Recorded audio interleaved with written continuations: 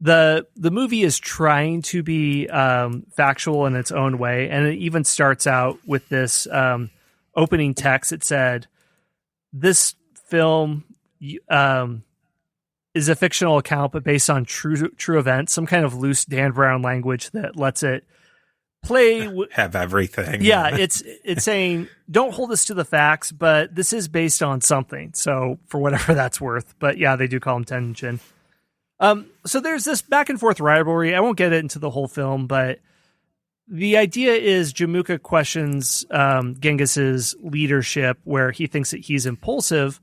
Their real leadership came down to Genghis wanting to build his state based on meritocracy and not really minding too much which tribe someone is from, whereas Jamuka is interested in upholding Mongol aristocratic traditions and favoring people based on their tribal background. So historically, Genghis, he has a lot of resemblance to other people who built large states in semi-nomadic conditions. The two of us talked about early Islamic history in another, I think it was on your podcast, Steve. Yeah. And Muhammad has a lot of similarities to this, where he didn't favor people based on their tribal background, which is very big in Arabia. Osman, the founder of the Ottoman Empire, same thing, favored people on meritocracy. So all three of these people, it's part of their political genius to help overcome tribal rivalries and to forge people that are normally at war with each other and to harness all this energy outward instead of inward, and allows them to do this. But in this movie, Genghis is just an impulsive barbarian and kind of blunders from like one battle to another. Okay, so at one point they go to an ally in the movie. He's called Wang Khan, Torul, as he's known in the sources. He was an ally to the Mongolians. He was a Khan of the Karaites and blood brother of Genghis's father, Yeshugai. His whole city looks ridiculous. It looks like this built-up walled city, like something you would see like an Arabian Nights type of thing. Nothing that built up would have been on the steppe at this period. You'd have to get into northern China for something like that. At one point when they're there, there's a belly dancing show. Again, like all the ladies are dressed up in Arabian Nights style. And this type of dancing, women who danced it'd be mostly exclusive to the harem, and it would be learning the art of the dance would be part of a harem ladies training. And then Borte dances, like as if a Mongolian steppe girl would know how to dance in the harem fashion because she wouldn't be trained in the harem arts. And then one of the main belly dancers, she's dressed in a very ridiculous outfit that looks like a Dr. Seuss, like a Yink and Pink Ink type of getup. And so this, like all these kind of like motifs in the movie, they borrow heavily from like a European travel writer in 1800s depiction of Ottoman culture. Also, I should mention, too, the costumes people wear. They're fairly accurate Ottoman costumes, or I'm sorry, not Ottoman, Mongolian costumes, but they're accurate for the imperial period, where you think of the metal hats with the point on the top and the leather, and then the more ornate, like ceremonial robes. That's true for the imperial period when the Mongolians are raiding northern China and the Khwarezmian Empire, and they do have this wealth from plundering raids. Before this time, like I cannot emphasize how rough living on the Mongolian steppe is. Like some people are practically wearing mouse skin robes and they are hunting whatever they can, but it can get to 40 below in winter.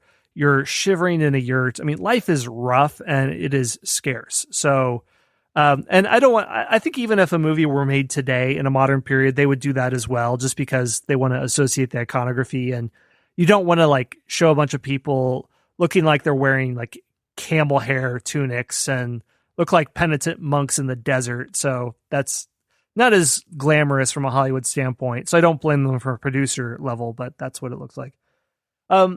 Basically the movie goes, there's a lot of back and forth where, Genghis and Jamuka are, captured. They are able to escape. Then they are able to evade the Merkites. Jamuka is getting a little bit fed up with Genghis. eventually Genghis is captured, brought to the Tatars, and later that night he leaves. Borte is develops delayed onset Stockholm syndrome and decides that she loves him for reasons that aren't very clear. So then, while Genghis is away, he finds in his wake that Jamuka has been named chief. That's loosely true, where when Genghis and Jamuka part ways, according to the historical record, Genghis is exiled, and then he has to defeat Jamuka. And then he decides, Genghis, he's going to defeat, in the film, the Tartar tribe. And he says, "For I will have Borte if I and all go down to destruction, pilgrim." So this is just another example of him putting the lives of his tribe at risk for personal desire. And people were barbaric then, but they weren't stupid. If you're able to build up a following, you're not going to risk their lives just for lust that you could obtain by any concubine in your tribe. It completely washes away the immense diplomatic and political abilities that Genghis did have to bring together different tribes and to upend the entire Mongolian political order by meting out positions of high command to ability and not who you were in the aristocracy. He was sort of like a primitive Ataturk in that way. So, I give credit to Genghis where credit is due. Just to kind of like wrap up some of the main plot points of the film, Jamuga and Genghis are able to overcome some of their differences. They go to their ally Wang Khan. They're betrayed because they don't trust him. Eventually, Jamuka is Wang Khan's advisor kills him, and then they're able to harness all the forces of this group of people. And what happens after that? Eventually, they do go to war with the Tartars. I also noticed this movie, there's lots of day by night shots. That means where they change I don't know how cameras work, but it's a daytime shot, but they do something with the filtering to make it look like it's nighttime. I don't know if you put a filter over the lens or whatever, but for whatever reason, there were tons of day by night shots in this movie. Hey everyone, Scott here. We're going to take a very short break for a word from our sponsors.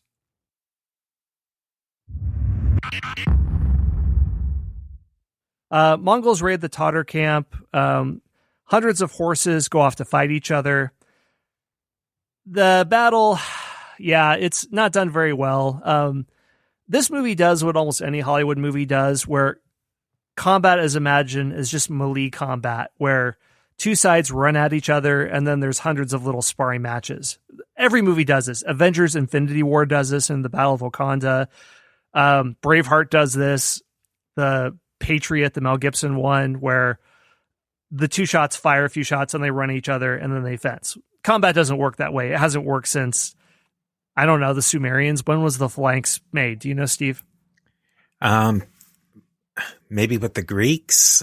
I think even that style of combat was out of style before then too. Yeah. I mean, ancient combat, you push people together in phalanxes so that if you just run at people, you're going to get destroyed by a phalanx. They had that figured out in the ancient world, people. Come on.